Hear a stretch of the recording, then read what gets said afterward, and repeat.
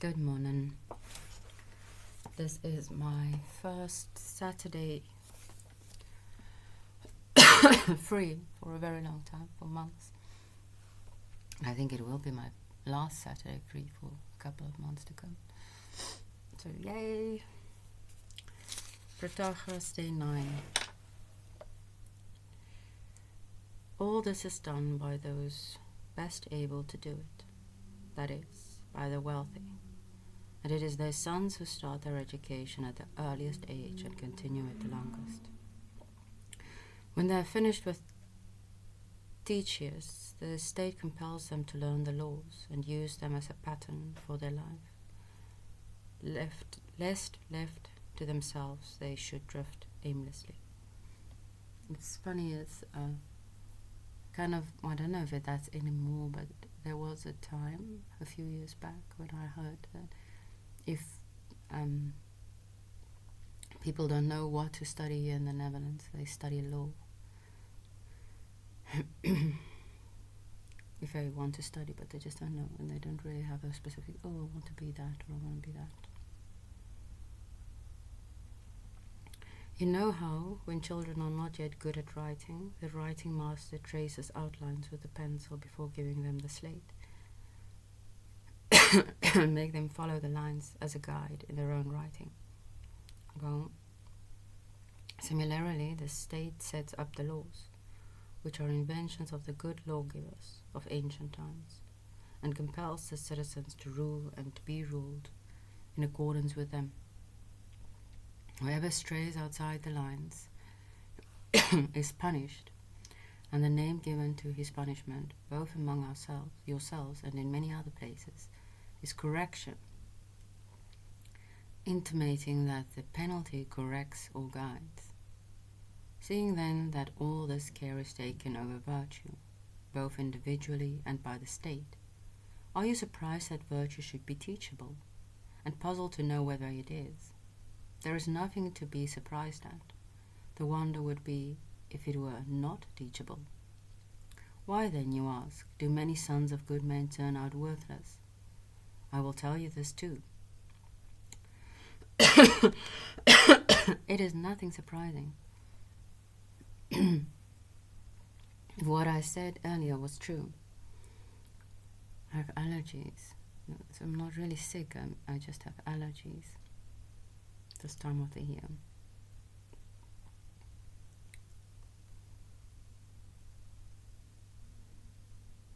That this faculty, virtue, is something in which no one may be a layman if a state is to exist at all. If it is as I say, and most assuredly it is, consider the matter with the substitution of any art you like. Suppose a state could not exist unless we were all flute players, to the best of our ability. And everyone taught everyone else that art both privately and publicly, and scolded the bad flute player. No one held back on this subject any more than anyone now begrudges information on what is right and lawful, or makes a secret of it as of certain other techniques. After all, it is to our advantage that our neighbor should be just and virtuous. And therefore, I'm so sorry. Everyone gladly talks about it to everyone else, and instructs him in justice and the law.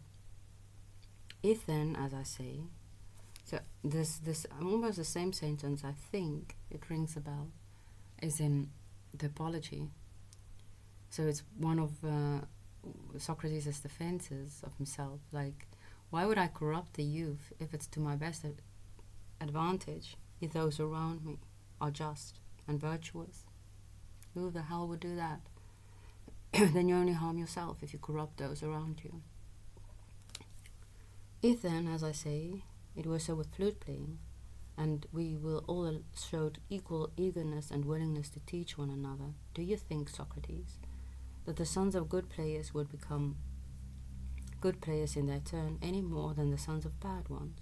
Not so, I think, but whoever had a son with the greatest natural talent for the flute, his son would rise to fame, and a son without this talent would remain in obscurity.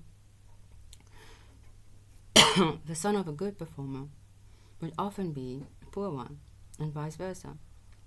But at any rate, all would be good enough in comparison with someone who knew nothing of flute playing at all. Now apply this analogy to our present condition. The man who, in a civilized and humane society, appears to you the most wicked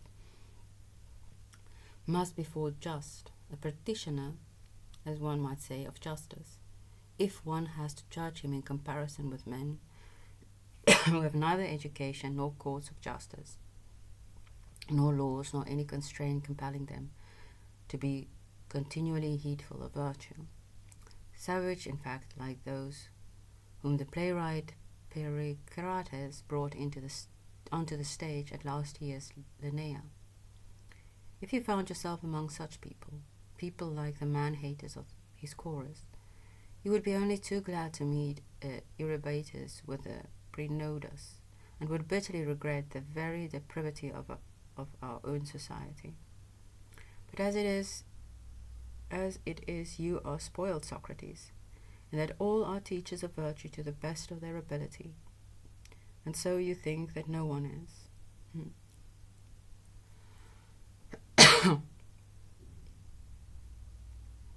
In the same way, if you ask two teachers the Greek language, you would not find anyone.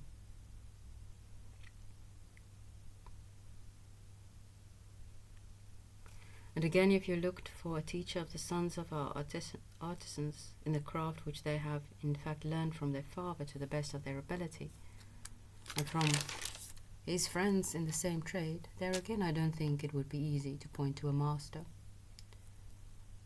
Though in the case of the complete tyro, it would be easy enough. Thus it is with virtue and everything else. So that if we can find someone only a little better than the others at advancing us on the road to virtue, we must be content.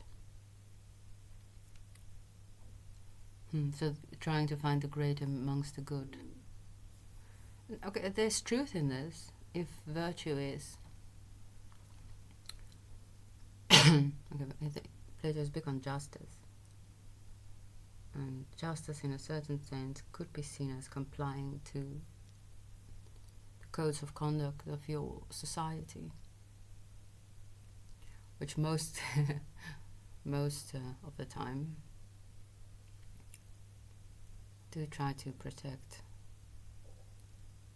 as many and as much as possible.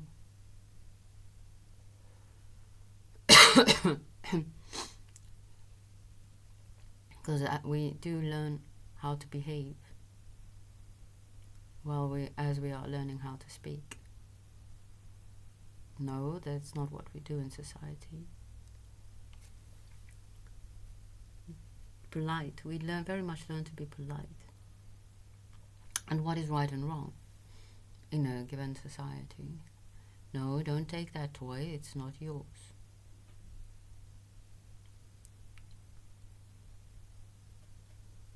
So there's truth in this. Very, very obvious truth. So I'm very curious to see what Socrates is going to say when he starts talking. There's no names here, so I can't see when Socrates is talking again. My claim is that I am of one of these. Oh, he's one of the ones that's a little better in virtue than the others. Rather better than anyone else at helping a man to acquire a good and noble character. So it's ἀγαθόν and ἀγαθός and καλός, I imagine. Worthy indeed of the fee which... Oh no, Aristos probably, something like... No, I'm curious. Worthy indeed of the fee which I charge, and even more, as my pupils themselves agree. On this account I have adopted the following method of assessing my payment. Anyone who comes to learn from me may either pay the fee I ask for, or, if he prefers, go to a temple, state on oath what he believes to be the worth of my instruction, and deposit that amount. There, Socrates, you have both the parable and the argument by which I have sought to show that virtue is teachable, and that the Athenians believe it to be so, and that at the same time it is quite natural for the sons of good fathers to turn out good for nothing, and vice versa.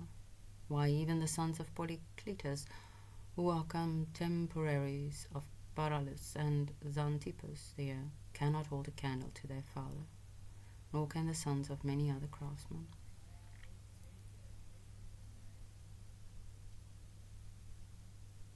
But it is too early to bring such a charge against these who, they are young, and there is still promise in them. And these two. Okay, here Protagoras came to an end, but I will continue tomorrow.